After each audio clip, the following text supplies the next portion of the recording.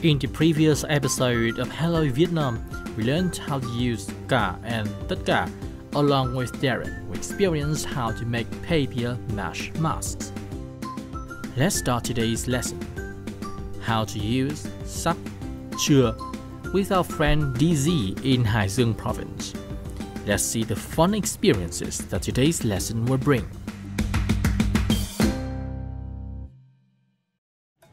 Xin chào các bạn, tên mình là DJ, mình là một người Mỹ sống ở Việt Nam 2 năm rưỡi rồi. Mình thích nhiều điều về Việt Nam, nhưng mà nhất là mình thích đồ ăn Việt Nam. Mình rất thích trứng vịt lộn, mình cũng thích rap Việt Nam. Mình cũng thích rap, nhưng mà khi mình sống ở Mỹ, mình nghe một rapper gọi là Boy. Vì Boy, mình muốn quen với rất nhiều rapper Việt Nam.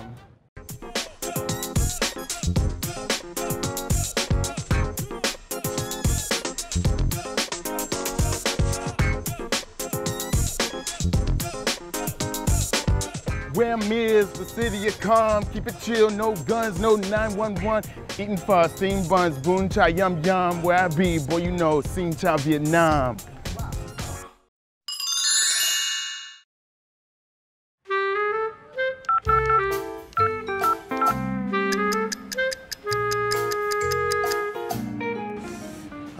Nghỉ hè rồi, nhưng mình không biết mình phải đi chơi đâu.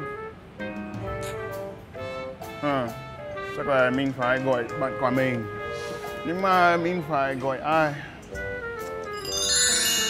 An, mình gọi An.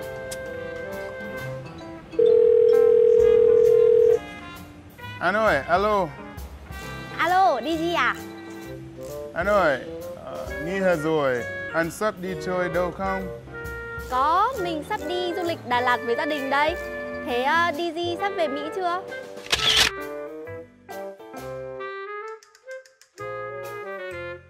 Chưa về nước. Thế anh đi chơi vui nhé.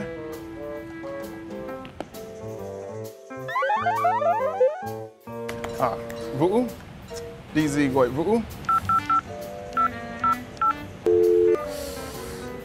Alo, Vũ ơi, đi chơi đi. Chào DZ nhá. Tớ sắp đi châu Âu rồi. Tạm biệt DZ nhá.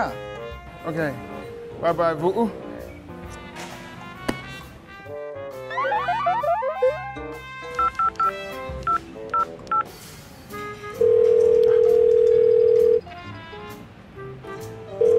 Anh Việt ơi, ngày mai Việt rảnh không? Nếu rảnh DZ muốn đi chơi cùng nhau. Ồ, anh bận mất rồi. Ôi rồi Sắp ôi, tới anh phải đi công tác rồi. Tại sao mọi người... Thế nhá, chào em. Mọi người bận.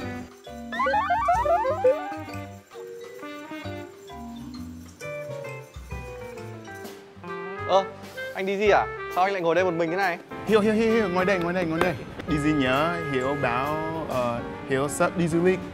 Hiểu sắp đi chưa?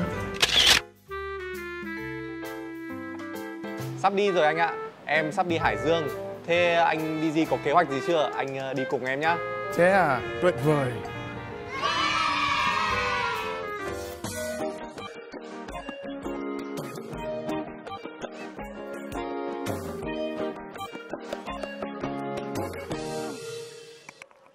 Hiếu ơi, chúng ta sắp đến chưa?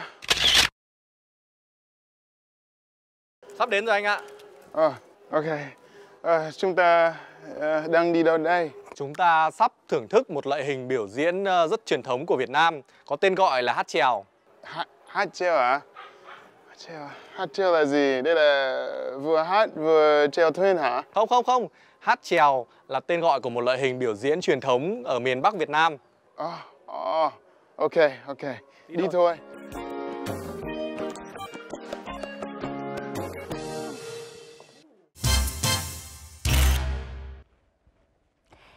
Hello and welcome to our studio of Hello Vietnam. Xin chào Vietnam, the program for learning Vietnamese language through cultural experiences. We saw that in the conversation between DJ and his friends, they often used the following structure. Thế DZ sắp về Mỹ chưa? Hiếu sắp đi chưa? Chúng ta sắp đến chưa? In the dialogue, this structure appears quite a lot. That is the sắp chưa structure. This structure is used to ask about the period of time from speech to when the action or event takes place. The person who asks wants to know if the time will be long or not. The questioner often use this structure when they know of certain signs that indicate the action, which takes place after a short time of questioning. The structure is as follows. For the question, we have chủ ngữ, subject, sắp, động từ, verb, chưa. With the answer, we have the structure rồi, yes, chủ ngữ or subject, sắp, động từ, verb, rồi. Or chưa, not yet, chủ ngữ, subject, chưa, động từ, verb. For example, em sắp ăn tối chưa? Rồi, em sắp ăn rồi.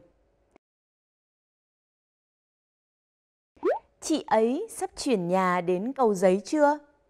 Chưa, chị ấy chưa chuyển nhà đến Cầu Giấy.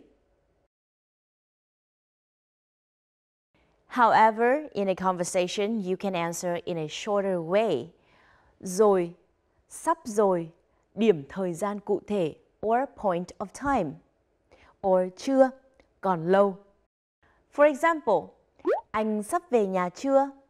Rồi, sắp rồi, 10 phút nữa. Chị ấy sắp kết hôn chưa? Chưa, còn lâu. In that conversation, we saw the word sắp as an affirmation of an action or event that will happen in the near future. For example, chị ấy sắp đi công tác Nhật Bản. Cô ấy sắp về nhà.